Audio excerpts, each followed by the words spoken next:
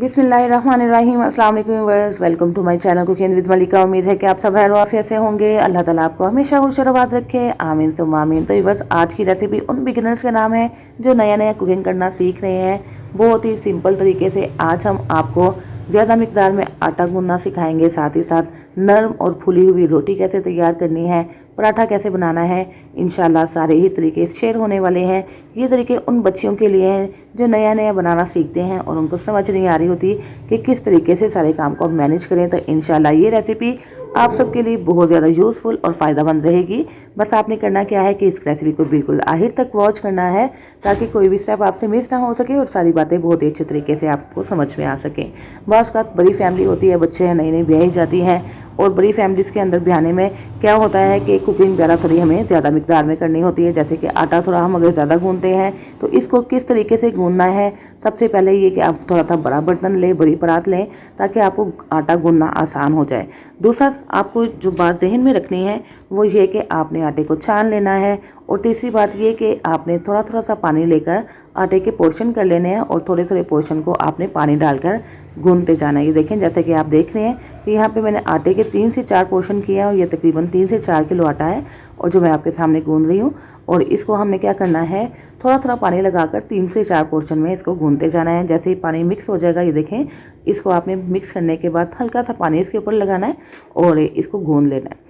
अब गूंदने के लिए भी मसला होता है कि तकरीबन 15 से 20 मिनट लगे तो ये आटा जो है बहुत अच्छे तरीके से जो है ना तैयार होता है, मुलायम होता है। लेकिन इसको आपने थोड़ी देर के लिए 1 से 2 मिनट के लिए गूंद के छोड़ देना है। अगर आप इसको छोड़ के इस तरह फैलाकर रख देंगे ना, उसके बाद इसको आपने 10 मिनट के बाद गूंदना शुरू करना है तो ये आटा आपको इतनी जल्दी आप अच्छे तरीके से मुलायम और सॉफ्ट गूंद सकेंगे। जितना भी खुरदरापन है इसके अंदर दूर हो जाएगा, जितना भी गुलीटन है इसके अंदर बहुत अच्छे तरीके से एब्जॉर्ब होगा और ये आटा आपको गूंदना इतना आसान हो जाएगा कि जो काम आपने 15 से 20 मिनट के लिए करना था इतने ज़्यादा आटा के लिए, वो काम आप सिर्फ 2 से 3 मिनट के लिए करके फारिग हो जाएंगे।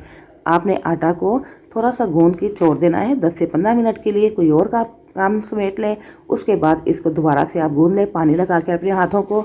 और तब आप जब गूंदेंगे दोबारा से तो सिर्फ आपको 2 से 3 मिनट या 1 से 1.5 मिनट लगेगा और ये आटा बहुत ही अच्छे तरीके से सॉफ्ट मुलायम हो जाएगा और आपको बहुत ज़्यादा मेहनत नहीं करनी पड़ेगी।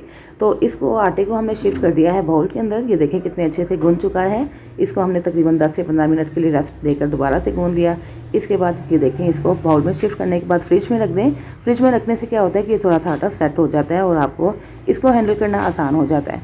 15 से 20 मिनट के लिए फ्रिज में रखने के बाद अब हम क्या करेंगे, इसकी रोटियां बनाएंगे। तो रोटियां बनाने के लिए सबसे पहले आपको पेड़ा बनाना होगा। जितनी बड़ी या छोटी आपको रोटी रखनी है उस लिहाज से आप एक बॉल ले लें और उसको फोल्ड कर लें जिस तरह मैंने किया है। और उसके बाद आपने हल्का सा खुश्क आटा लगाकर इसके किनारों को पतला कर लेना है। किनारों को पतला करने के बाद थोड़ा सा आप बेलन के ऊपर भी आटा छिड़क दें जो कि खुश्क है और उसके बाद इसको हाथों की मदद से जितना ज़्यादा से ज़्यादा हो सकता है फैला लें। इससे क्या होगा कि आपको बेलना आसान हो जाएगा और जल्दी आटा बेला जाएगा। वैसे भी फ्रेश आटा है तो इसको बेलना बहुत ज़्यादा आसान हो जाएगा। ज़्यादा देर तक फ्रिज में पड़े रहने की वजह से आटा जो है बहुत ज़्यादा उसमें ग्लूटेन आ जाता है और वो हैंडल करना थोड़ा मुश्किल होता है। लेकिन जो फ्रेश आटा है आप इसको बहुत आसानी से हैंडल कर सकते हैं और बहुत आसानी से ये बेला भी जा सकता है। और इस तरह जैसे मैंने इसको रोल किया है तो की वजह से आसानी से रोल भी हो जाएगा। अब हमने तवा चूल्हे पे चढ़ा दिया है। ये देखें, तवा ना तो बहुत ज़्यादा गर्म हो क्योंकि बहुत ज़्यादा गर्म तवा होने की वजह से भी रोटी चिपकेगी और अगर ठंडा रह गया तवा तो भी रोटी चिपकेगी। तो बस आपने ख्याल रखना है कि तवा ना बहुत ज़्यादा गर्म हो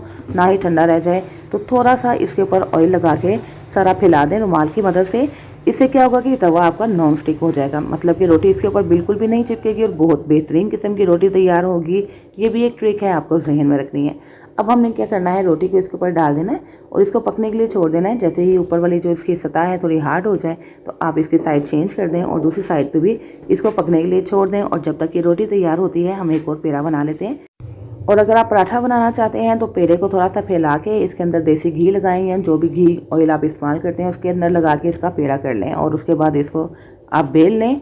और जब तक हमारी रोटी पलटी है हम इसको बेल भी लेते हैं। और ये देखें, यहाँ पे हमारी रोटी एक साइड से पक चुकी है। जैसे ही एक साइड पक जाए तो आप साइड चेंज कर दें और इसको इस तरह दबाते हुए पका लेंगे। तो ये देखें कितनी फुली और नरम सी रोटी तैयार हुई है।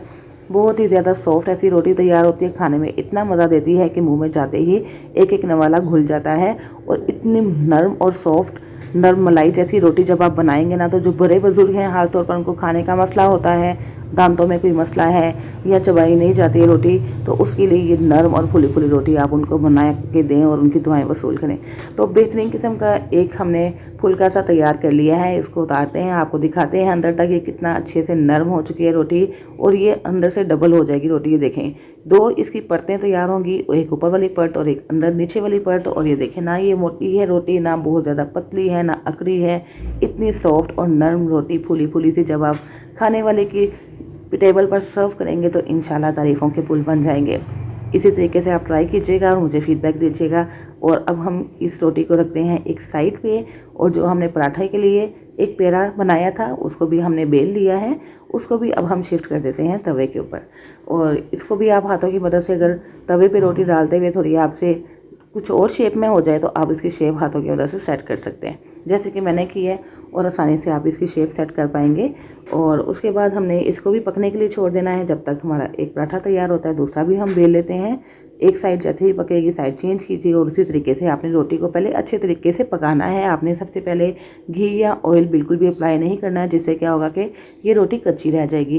पहले आपने दोनों साइड्स पे रोटी को अच्छे तरीके से पका लेना है। उसके बाद जैसे ही ये अच्छे से स्कार्स इसके ऊपर आ जाएं, यानी कि जो निशान है वो आ जाएं, तो फिर आपने घी या ऑयल अप्लाई करके इसका पराठा बना लेना है। ये देखें, इसको भी जब हम पकाएंगे और फ्राई करेंगे तो ये बहुत अच्छे तरीके से पराठा फूल जाएगा और इतना नरम और मज़े का पराठा बनेगा कि बिल्कुल जो खाएगा इंशाल्लाह खाता ही रह जाएगा। बच्चों को दीजिए, बड़ों को दीजिए, खुद का खाने को चाहे तो इस तरह के पराठे बनाकर आप इंजॉय कर सकते हैं हाथों की मदद से। अगर आप ये देसी घी फैलाना चाहते हैं हाथों से फैला लें, अगर स्पून का इस्तेमाल करना चाहते हैं तो चम्मच की मदद से ऑयल या देसी घी फैला दें पूरी रोटी के ऊपर।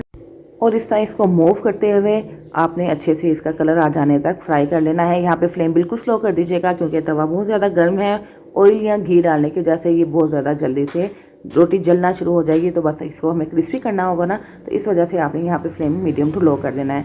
और इसके अच्छे से गोल्डन स्कार आ जाने तक इसको भी फ्राई कर लेंगे। और इस तरह हमारा ये पराठा भी तैयार हो चुका है। इतना नरम है, सॉफ्ट है कि इंशाल्लाह जो खाएगा तारीफ़ों के पुल बन जाएंगे। किसी भी सालन रोटी तरकारी के साथ खाइए और इंजॉय कीजिए।